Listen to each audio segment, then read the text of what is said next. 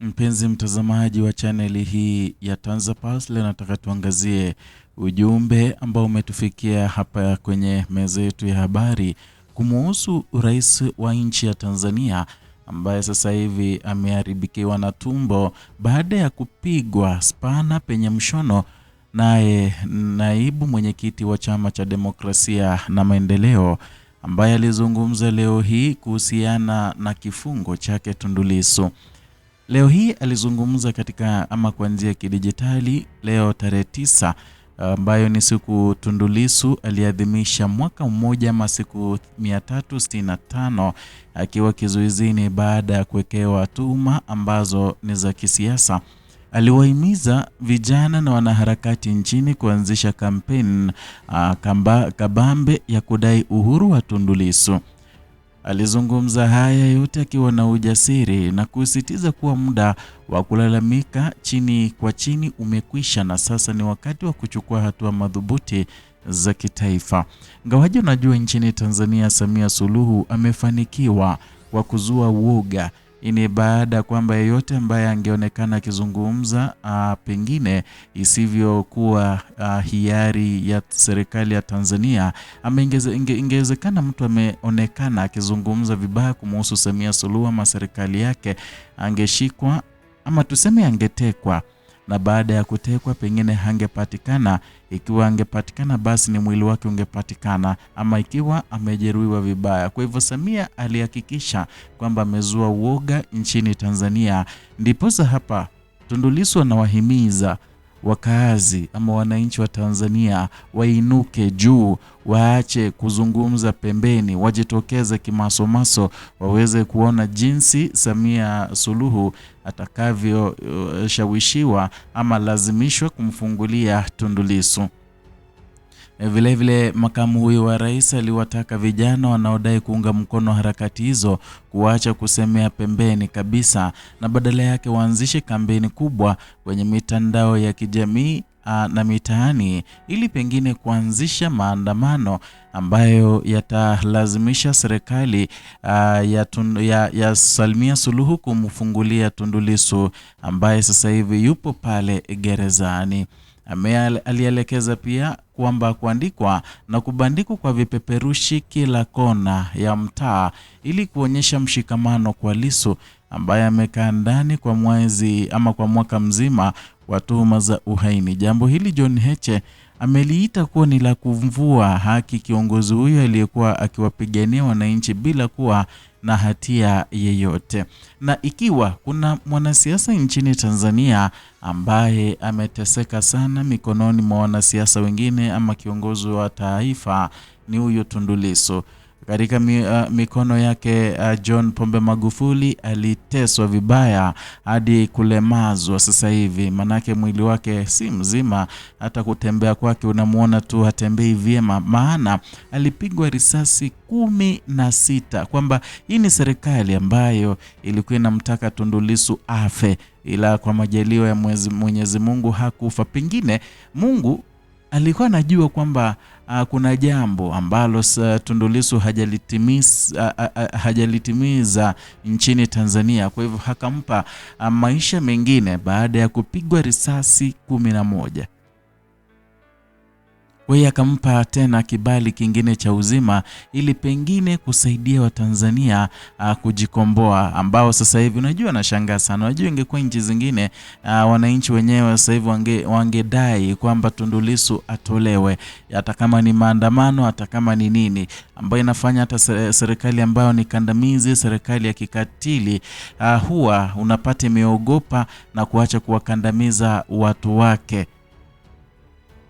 Lakini nchini Tanzania mambo si hayo, manake wengi wanayasemea pembeni. Ndiposa mwenyekiti ama naibu mwenyekiti wa Chama cha Demokrasia na Maendeleo John Heche ameomba vijana waweze kubandika vipeperushi kila kona ya mtaa kuonyesha mshikamano kwa Tundu Lissu ambaye amekaa ndani kwa mwaka mzima kwa tuhuma za uhaini. Na sasa hivi ni mwaka mmoja, kama si sasa basi huenda haiwezi fanyika tena. Ikiwa Watanzania watakuwa na imani kwamba Tundu Lissu anastahili kuachiliwa huru, basi leo ndio watakavyofanya, ama kuanzia sasa ndivyo watakavyoinua masikio yao na kuhakikisha kwamba Tundu Lissu ametolewa ama amenusuriwa kutoka minyororo yake Samia Suluhu.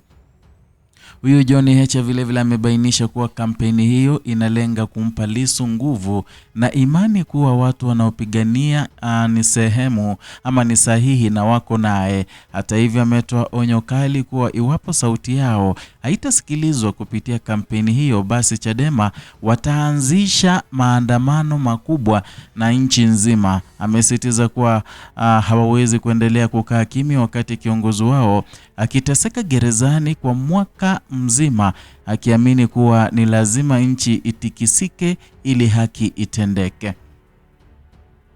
Wajua, kabla ya Tundu Lissu kushikwa alikuwa amesema kwamba wakati wa uchaguzi, ikiwa kutakuwa na mabadiliko ya uchaguzi ama akungekuwa na reforms, basi akungekuwa na uchaguzi. Hadi akaambia watu kwamba watavuruga, watakinukisha nchini Tanzania hadi matokeo yaweze kutokea. Na sasa hivi Chama cha Demokrasia na Maendeleo ambacho kwa sasa kinaongozwa na John Heche kimetishia kwamba wataingia barabarani waweze kufanya maandamano mengine makubwa sana.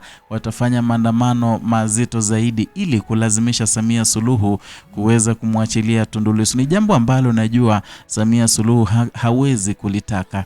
Ni jambo ambalo Samia Suluhu hawezi taka litokee tena katika nchi ya Tanzania. Wakati litokea mwaka jana baada ya uchaguzi, na kuambia Samia Suluhu alikuwa na kibarua kizito. Alikuwa amejawa na woga kiwango kwamba yeye akatoa amri kwamba watu wauliwe. Yaani hakuwa anayataka maandamano. Kwa hivyo wakianza kuzungumza kuhusu maandamano, naamini kwamba tumbo inamharibikia huyo Samia Suluhu. Manake anajua yale maandamano yanaweza leta revolution, yale maandamano yanaweza mfanya aondolewe kiti, yale maandamano yanaweza kutoa zile siri za ndani nchini Tanzania, zikimwonyesha Samia kama kiongozi ambaye ni dhalimu, kiongozi katili ambaye anaruhusu watu wanaowaongoza kuuliwa kama panya ama kama inzi nchini Tanzania. Kwa hiyo ni masuala ambayo yanaendelea kuibuka haswa leo wakati Tundu Lissu ameadhimisha mwaka mmoja akiwa jela pale Ukonga akiendelea kupokea kifungo chake. Nakumbuka kutokana na ujumbe ambao waliandika juzi, anasema kwamba amekaa sana. Unapata kwamba kesi yake inachukua muda kabla ya kusikizwa tena. Inaonyesha kwamba kesi yake inaendelea kukua delayed, yani inaendelea kuchelewesha akiwa pale gerezani, na ni jambo ambalo kidogo limezua hisia mseto, akisema kwamba anataka aondoke, kesi iamuliwe, ajue nafsi yake ikiwa nafunguliwa ama inakuaje. Nakumbuka vile vile mengi amekuwa akisema kuhusiana na kesi yake, kwamba wengine nasema alishashinda kesi hiyo, hadi sasa ile kesi imepelekewa jaji mkuu George Masaju kuamua. Manake hata mahakama inaona hamna kesi, ila wanashinikizwa kutoka pale juu kwa Samia Suluhu kwamba Tundu Lissu aweze kupatikana akiwa na kosa. Ni masuala ambayo tunaendelea kuzungumza hapa na kuyajadiliana, haswa kuhusiana na haya maandamano ambayo yamepangwa na Chadema. Je, yatafikiana na yatakuwa successful ama yatafanikiwa?